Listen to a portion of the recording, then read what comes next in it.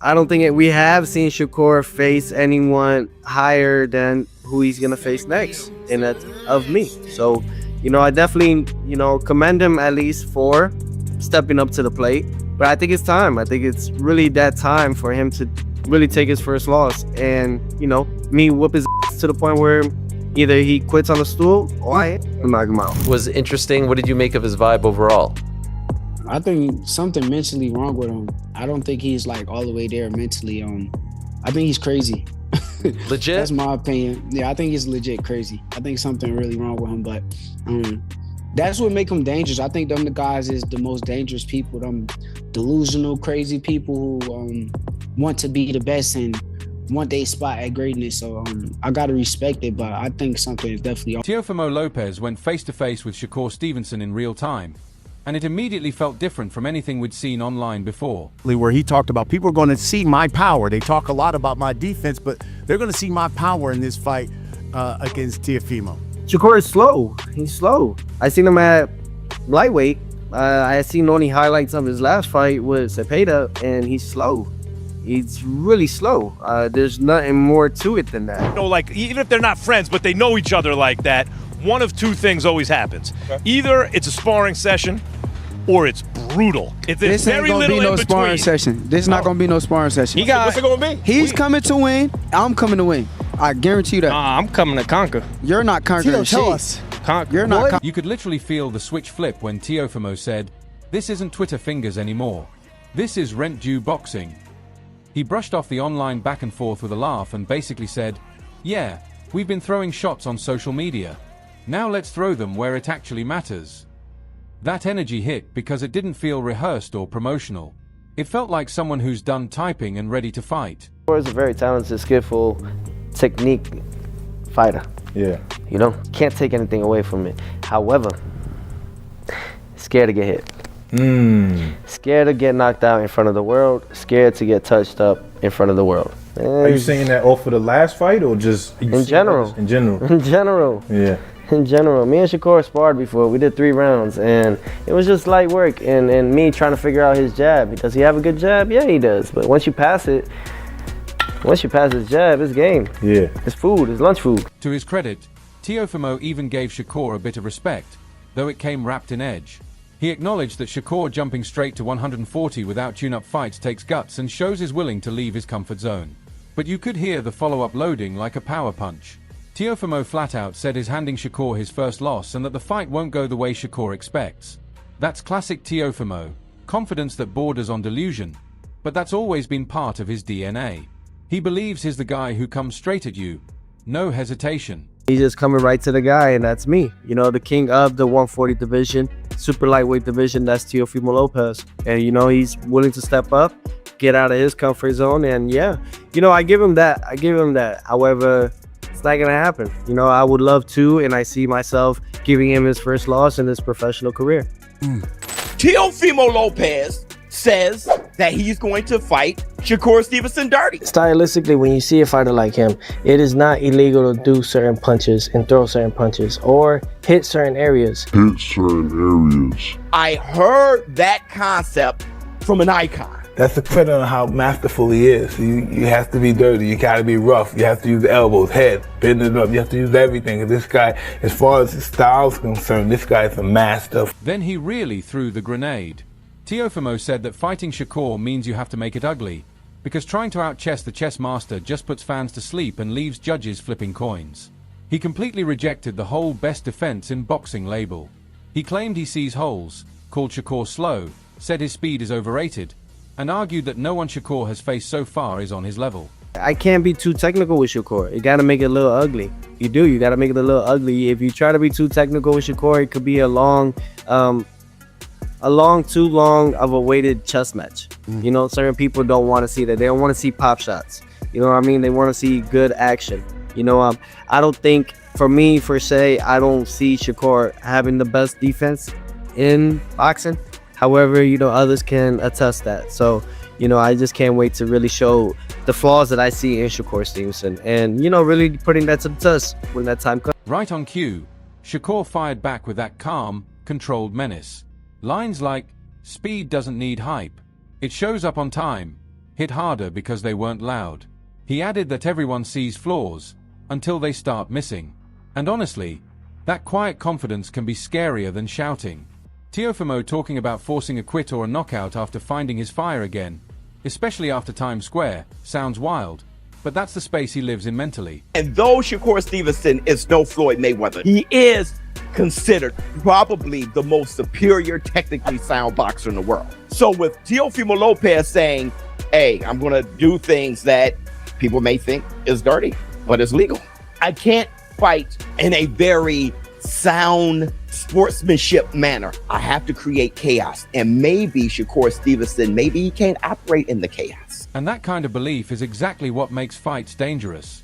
Shakur answered by pointing out the higher weight, same brain, and reminded him that being around Crawford doesn't just give motivation, it sharpens discipline. This isn't just trash talk anymore. It's two identities colliding head first. Chaos daring control to blink first.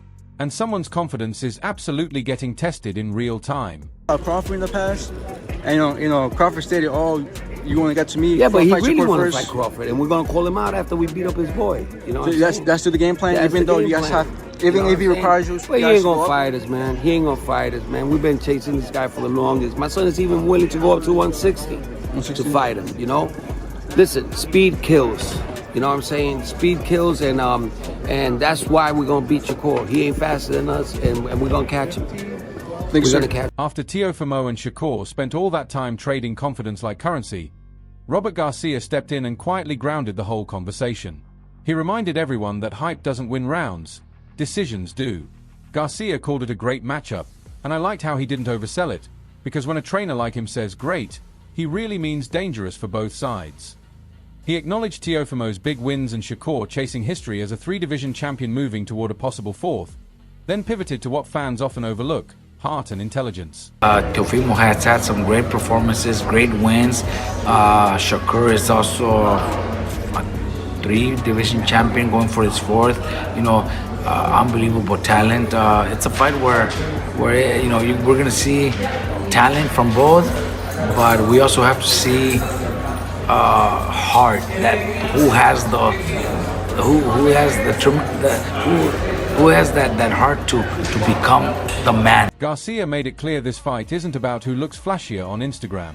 It's about who plays their cards better and who doesn't blink first.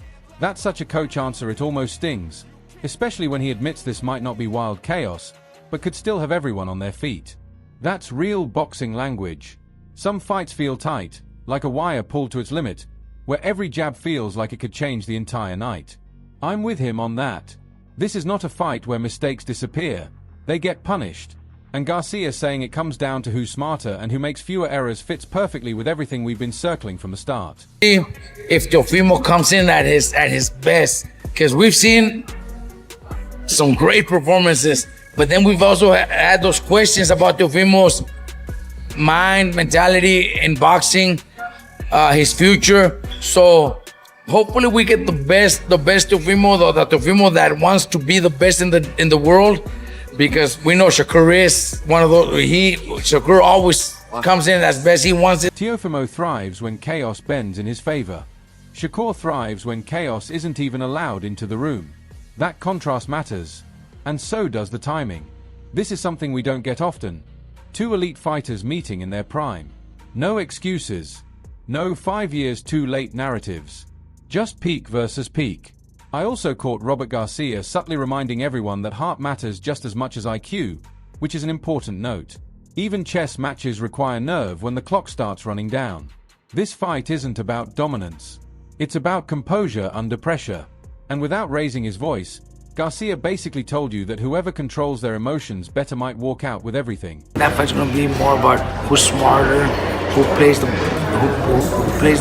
better cards, and who doesn't make mistakes. Because it's gonna be one of those fights where we might not have too much action, but we're all gonna be standing up because we want to see who's gonna land and who's gonna be the one that finds those punches to land. It's a very interesting fight, and they're both in their prime. They're both, you know, that's what boxing is about. Right after Robert Garcia laid out that calm, grown man blueprint about composure and decision making, Mikey Garcia stepped into the conversation sounding like someone who's already fought the puzzle and knows it doesn't come with instructions. Mikey didn't pretend there's a magic cheat code for Shakur, and I respected that. When he said it's hard to say, that wasn't dodging the question, it was honesty. He immediately pointed to Teofimo's size and time at the weight, basically saying, if you're the bigger, stronger guy, you lean into that. Advantages don't matter if you leave them in the locker room. But what made Mikey's take interesting was how quickly he grounded it in reality. Right after mentioning size, he started listing Shakur's defense, speed, and footwork like a checklist of problems. That wasn't hype, that was acknowledging danger without romanticizing it. To kind of deal with a guy like Shakur Stevenson, how would you approach a fighter like Shakur Stevenson if you were Teofimo Lopez with the attributes that he has? I would think Teofimo, being that technically he's a bigger fighter, bigger size, he's been at the weight class a little more and then just maybe built into it more. I would think he would have to use that, size as an advantage. Mikey was essentially saying, yeah, Teofimo might be stronger, but Shakur is the type of fighter who makes strength feel theoretical if you can't put him where you want him. When Mikey called Shakur one of the most skilled fighters out there, it didn't sound like praise. It sounded like a warning label. Skill like that doesn't crack just because you want it to. What really stood out was the subtext in Mikey's tone.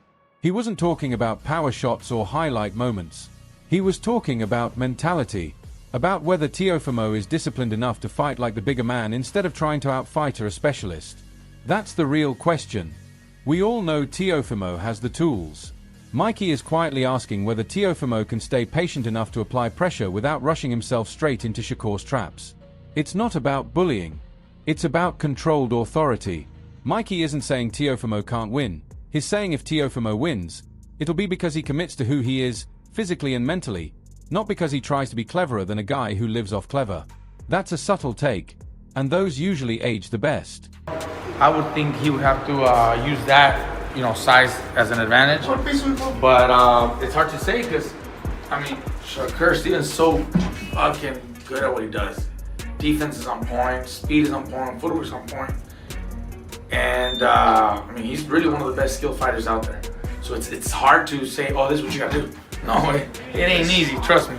But being Teofimo, again, if he's bigger, naturally stronger, then he should try to use that, to his... And right after Mikey Garcia hinted that this whole thing comes down to whether Teofimo can truly commit to being the bigger man mentally, Andre Rogi jumped in sounding like a coach who's already 10 steps ahead on the whiteboard. When Rogi talks about this fight, you can tell he's not dazzled by stats or favorites. He immediately framed it as a battle of polar opposites, and that's the key word. He called Teofimo a sharp, powerful puncher and described Shakur as articulate to the 9th degree, which is a polished way of saying one guy breaks doors while the other picks locks. When Rogi said this fight isn't about raw action but about who executes the better game plan, he wasn't downplaying excitement. He was warning you. This is the kind of fight where one mistake feels like stepping on a rake. I loved how he brushed off the betting odds and called it 50-50. That's a coach talking, not a fan. He's saying, I don't care what the numbers say. I care who rises when thinking gets hard. It's going to be a very entertaining but intriguing bout. You have polar, okay, y'all take care. You have polar opposites in the ring. They do what they do very well. Teo is a sharp, big puncher. Shakur is articulate to the 9th degree. It's going to be entertaining. I can't wait for it myself. I can't wait. I'm looking forward to saying, oh, the best man won. For sure. Rogi really got into the substance when he broke down Shakur's defense. He didn't call it invincible, he called it reactive. He flat out said defensive fighters are hunting counters, which means if you give them space, you're volunteering to get punished. His solution wasn't reckless pressure. It was smart volume. Stay busy. Stay tenacious. 4 sequences instead of moments. That line about making someone miss once or twice, but not 8 times, that's coaching gold. He's basically telling Teofimo, don't swing once and admire your work. Drown the system until it glitches. What stood out most was how much Rogi emphasized denying Shakur time to think, because Shakur with time is a problem. Shakur without time is a different conversation. This wasn't trash talk. It was surgical. Rogi isn't promising fireworks. His promising tension. The kind where you're leaning forward because every exchange feels like it might tilt the entire fight. Exchange and who pulls off the best. All right there, nephew. Who pulls off the best game plan? Absolutely. Shakur the 3.5 to 1 favorite to win this fight. You think it's a little bit closer than that, or what do you think? 3.5 to 1. Wow, really? That's kind of crazy, right? I think that myself, I've got it like 50-50 right now. Exactly. We're gonna see who rises to the occasion, really. And I'm looking forward to it. I really am. It's one of those bouts that it piques your interest and you want to see them give their all. And I can't. That's why this perspective matters. It connects Mikey's mentality question to an actual plan. This isn't about cracking Shakur's defense with one big idea. It's about overwhelming it with intent, discipline, and pressure that doesn't panic. That's how coaches think. And that's why this fight gets more dangerous the more smart people talk about it. When you stack everything together, this stops feeling like a prediction game and starts feeling like a personality test. Teofimo comes in loud, volatile, convinced chaos is the fastest route to truth. Shakur comes in calm and surgical, betting that discipline ages better than adrenaline. Trainers and fighters keep circling the same pressure point from different angles. Teofimo has to force the pace without losing himself. Shakur has to control the space without letting confidence turn into comfort. At this point, nobody's denying the talent on either side. The real debate is identity. Does explosion overwhelm control? Or does control suffocate explosion? Is this the night peak Teofimo shows up when the lights are hottest? Or is this the moment Shakur proves that consistency beats ceiling every time? That's the real tension.